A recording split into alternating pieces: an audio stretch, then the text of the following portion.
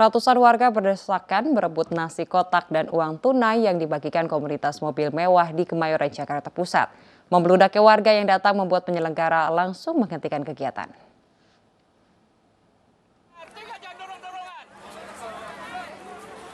Ratusan warga mengantre untuk mengambil sumbangan nasi kotak dan uang tunai Rp50.000 di kawasan Kemayoran, Jakarta Pusat.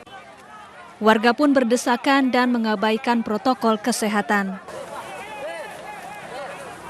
Sejumlah warga bahkan saling dorong berebut nasi kotak dan amplop. Membeludaknya warga yang datang membuat lalu lintas di kawasan ini sempat tersendat. Lagi butuh uang saya. Jadi Ibu rela-relain antri bawa anak gitu? Iya. Ini dapatnya apa aja Bu? Makanan, amplop apa makanan. Amplop sama makanan. Kegiatan ini digelar sebuah komunitas mobil mewah di Jakarta. Banyaknya warga yang datang menimbulkan kerumunan, membuat penyelenggara langsung menghentikan kegiatan. Dari Jakarta, Rani Sanjaya, iNews melaporkan.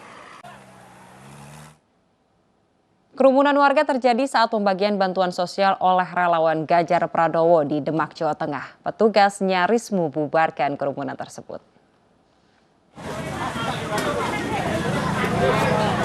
Warga desa Meranggen, Demak, Jawa Tengah ini berebut kupon paket sembako hingga menimbulkan kerumunan.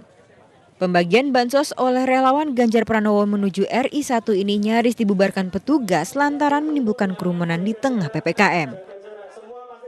Namun akhirnya peserta bersedia diatur untuk mengantre bansos. Ada 400 paket sembako yang berisi minyak, beras, dan mie instan yang dibagikan ke warga kurang mampu, anak yatim piatu, dan kaum difabel. Untuk mengurangi antrean, relawan membagikan langsung ke warga. Untuk membantu masyarakat kita yang terkena dampak COVID-19, utamanya bagi anak yatim, kaum duafa, dan lain-lain. Selain pembagian bansos, relawan SGP juga gelar kegiatan sosial berupa perekonomian kerakyatan seperti pembudidayaan ikan lele dan jahe organik. Dari Demak, Jawa Tengah, Sukma Wijaya, iNews melaporkan. Pemirsa, beras bantuan pemerintah untuk warga terdampak PPKM darurat di Kabupaten Tuban, Jawa Timur berkutu dan berbau apek. Warga pun menggunakannya untuk pakan ayam.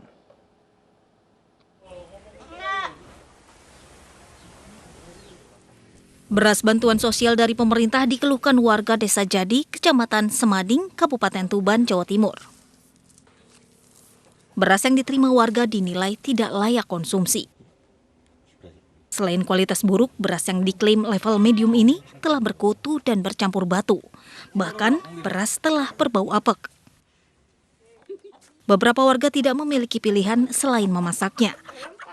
Namun, tak jarang di antara warga enggan mengonsumsi beras bantuan ini. Warga menggunakan beras untuk pakan ayam peliharaan mereka.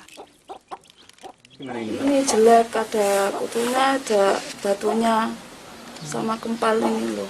Tidak layak Pak, tidak enak dimakan ini. Ya, makan ayam. Bantuan beras ini diberikan kepada warga miskin penerima bantuan sosial tunai atau BST. Warga mengambilnya di balai desa atau kelurahan masing-masing. Setiap keluarga mendapat 1 karung berisi 10 kg beras. Dari Tuban, Jawa Timur, Pipit Wibawanto, iNews melaporkan. Pemirsa, Presiden Joko Widodo memerintahkan Menteri Kesehatan untuk menurunkan harga tes swab PCR menjadi Rp450 hingga Rp550.000. Selain itu, hasil tes swab PCR harus bisa diketahui dalam waktu 1 kali 24 jam.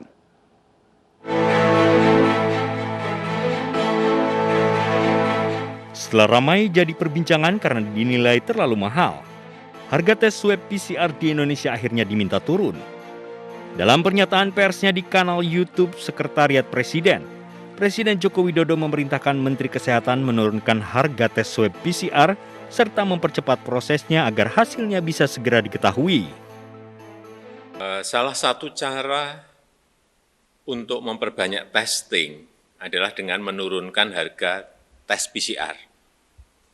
Dan saya sudah berbicara dengan Menteri Kesehatan mengenai hal ini. Saya minta agar biaya tes PCR ini berada di kisaran antara Rp450.000 sampai Rp550.000.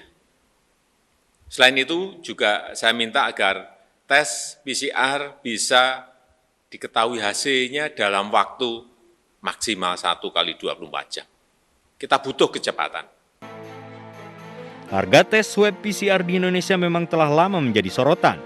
Dengan kisaran harga Rp700.000 hingga Rp1.000.000, harga tes swab PCR di Indonesia 10 kali lipat dibandingkan India yang hanya di kisaran Rp95.000. Selain masalah harganya, tes swab PCR di Indonesia juga menghambat proses tracing atau penelusuran dan tracking atau pelacakan. Karena hasilnya baru bisa diketahui setelah 3 hingga 5 hari kemudian. Alhasil, untuk proses tracing dan tracking lebih banyak menggunakan tes swab antigen yang tingkat akurasinya lebih rendah. Tim Liputan iNews melaporkan. Pemirsa, bed occupancy rate atau presentasi pemanfaatan tempat tidur rumah sakit di Jawa Barat mengalami penurunan drastis mencapai sekitar 34%. Untuk itu, pemerintah Provinsi Jawa Barat akan mempercepat program vaksinasi hingga tercipta herd immunity Desember 2021 mendatang.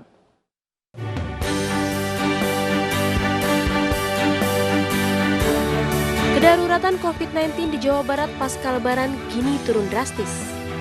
Menurut Gubernur Jawa Barat Ridwan Kamil, terlihat dari turun drastisnya bed occupancy rate, persentasi pemanfaatan tempat tidur. Dengan turunnya bed occupancy rate, pemerintah Provinsi Jawa Barat akan kebut program vaksinasi setiap harinya untuk menekan penyebaran COVID-19.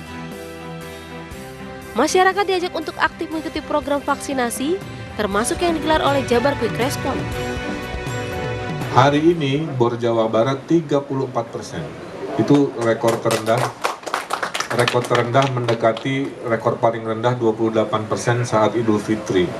Jadi sudah lewat puncak gunung kedaruratannya saat bor kita 91%. Sekarang sudah turun tinggal sepertiganya di 34%. Jadi intinya Jabar Quick Response siap melaksanakan perintah Gubernur Jawa Barat sampai Desember melakukan vaksin.